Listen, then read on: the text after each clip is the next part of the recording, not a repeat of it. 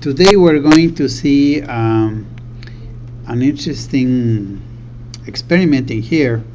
I want to go from this bone graft model of the circuit that you see on the left hand side all the way to the body plots and the root locus plots.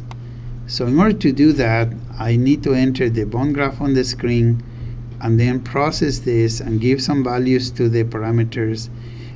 But first we'll find it in symbolic form, and then we will give it some values so that we have a good understanding on how a system transfer function is made up and what parameters might influence the response.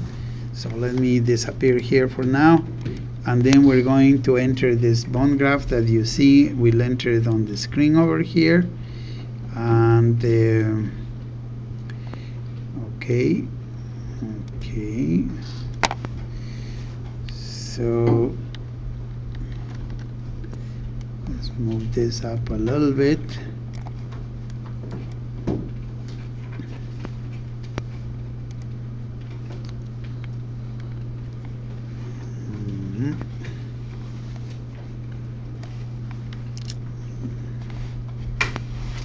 We have, let's hold on for a second here.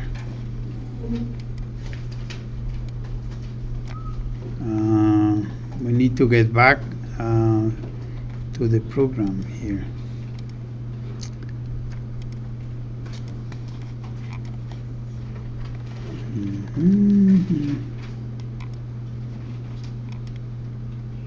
There we go. So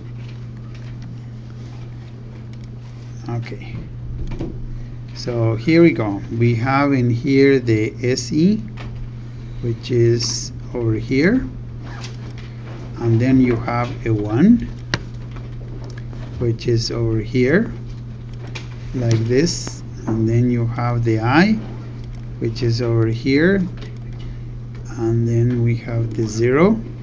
So this goes fairly quickly, and you have this 1. I'm just going to do it exactly as it is in here, okay, without simplification, but you can simplify if you would like. But we have this 1 on the right hand side, which is over here, and then we have their element right here to the right, and I believe we have one I element on the, what is one I element on the right hand side, don't we?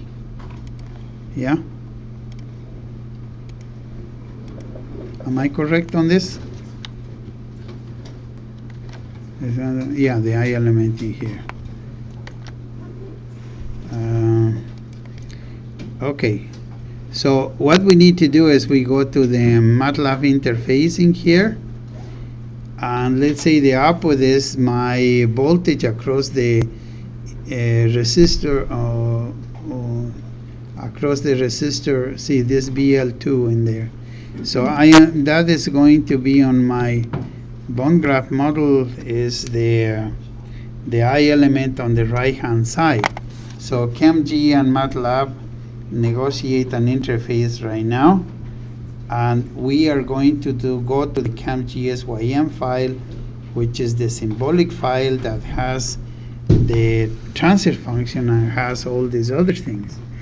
And so in here you have the this file, the one that we want, and that is I sub 8. So in this case I need to go and find the E sub 8 variable, which is the one that is the E sub 8 variable right there, and I need to activate this and say, okay, this is my first output, number 1. We're just gonna do it with 1, okay, and then we go and say this is the output 1, and then please this is also 1. That's all, and let's just run the program. And when we do this, this is what's gonna happen. You have all this thing. The first thing I want to stress is that you have the we have in here one little thing that we have to this version does not like this command, this simple command, so we need to put a percentage sign in there and run it again. Sorry, that was the only glitch in there. This is the difference with the previous version of MATLAB. But you see, here's the transfer function right there. This is the transfer function. The numerator and what I'm trying to tell you, those coefficients are made of several products or sums. So if you give some numbers in here to this, and you go up here, just for the sake of example and illustrating the point I'm making, I'll just put ones in here, like this.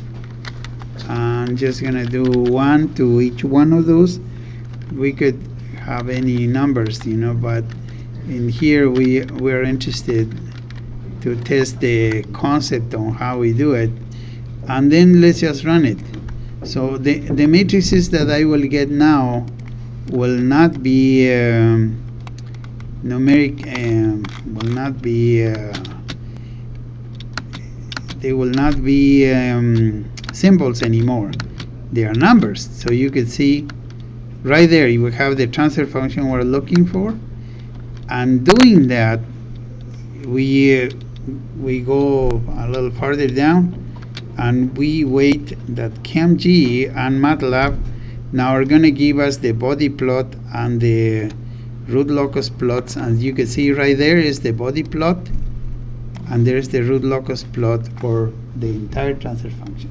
So my point is that this way we know the transfer function is from the system, and we have those two control the toolboxes that we need.